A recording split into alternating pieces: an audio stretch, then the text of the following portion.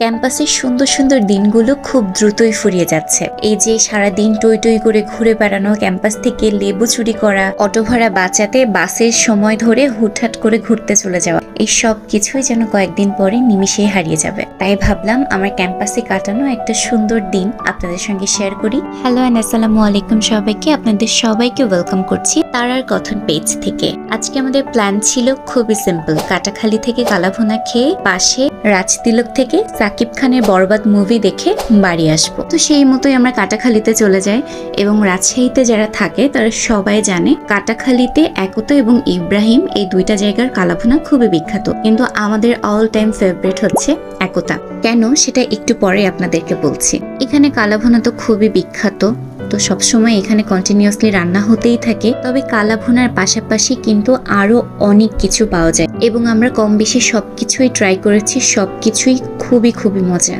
আমরা আস্তে আস্তে প্রায় 3টা বেজে গিয়েছিল এবং আমরা প্রচন্ড ক্ষুধার্ত ছিলাম, তাই আসতে না আসতেই সবকিছু অর্ডার দিয়ে দিই। আমরা অনেক কিছু অর্ডার করেছিলাম। আমি আর চৈতি ভাগ করে কালাভুনা আর হাঁসের মাংস নিয়েছিলাম। সে যদি অর্ডার করেছিল আলু ভাজি। তারপর এই লোটটা শুটকি ভুনা ভর্তাটা এত মজা, এটা খেতে আমি বারবার একতাতে আসি। যারা আমার মতো শুটকি লাভার তারা মাস্ট এটা ট্রাই করবেন। আর এই যে ওদের সবসময় একটা ফ্রিতে পাতলা ডাল দেয়। খাওয়া দাওয়ার পর্ব শেষ করে চৈতি বিল দিচ্ছিল, কারণ অবভিয়াসলি আজকে চৈতি ট্রিট ছিল, সব বিল চৈতিকেই দিতে হবে। তারপর চৈতি আর অনন্যা মিলে আমাদেরকে 2টা সরের খিরসা স্পন্সর করে এবং এটা খেতেও খুবই মজা ছিল। তারপর এই যে বরবাদের পোস্টার দেখে সেজুতিকে বলছিলাম, সেজুতি একটু করতো এরকম। তারপর ও আবার সুন্দর মতো এটা করে দেখাচ্ছিল। তারপর ক্ষীর খেতে খেতে 1 ঘন্টা ধরে মুভির পোস্টারের সামনে দাঁড়িয়ে আমরা সিদ্ধান্ত নিলাম যে আমরা আজকে মুভি দেখবো না। তাহলে এখন কি করব?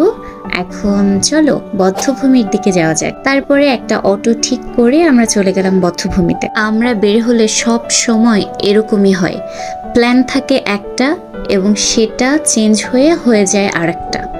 অনেক বছর পরে বধ্যভূমিতে যে এত ভালো লাগছিল, এত সবুজ আর এত সুন্দর লাগছিল চারপাশটা দেখতে, জায়গাটা দেখেই মন ভরে যাচ্ছিল। আর এই যে এই 2জন চিপা চাপা যেখানে পারছে যে ঘোরাঘুরি করে বেড়াচ্ছে। অনেকক্ষণ ধরে ঘোরাঘুরি করার পরে আমরা হঠাৎ করে দেখলাম একটা গাছে অনেক লেবু ধরে আছে এবং এই লেবু ছেঁড়ার মতো কেউ নেই, যেহেতু জঙ্গলের ভেতরে এই দিকটায় কেউ আসে না। তো আমরা ভাবলাম আমাদের জিনিস, ক্যাম্পাসের জিনিস, কেননা আমরা 4 জনে 4টা লেবু নেই। এবং এই লেবু ভাগাভাগি করে নেওয়ার সময় মারামারি করছিল, সবাই বলছে বড়টা নে, এবং লাস্ট আমার জন্য ছোটটা রেখে গিয়েছে। কিন্তু আনফরচুনেটলি লেবুটা খুব একটা ভালো ছিল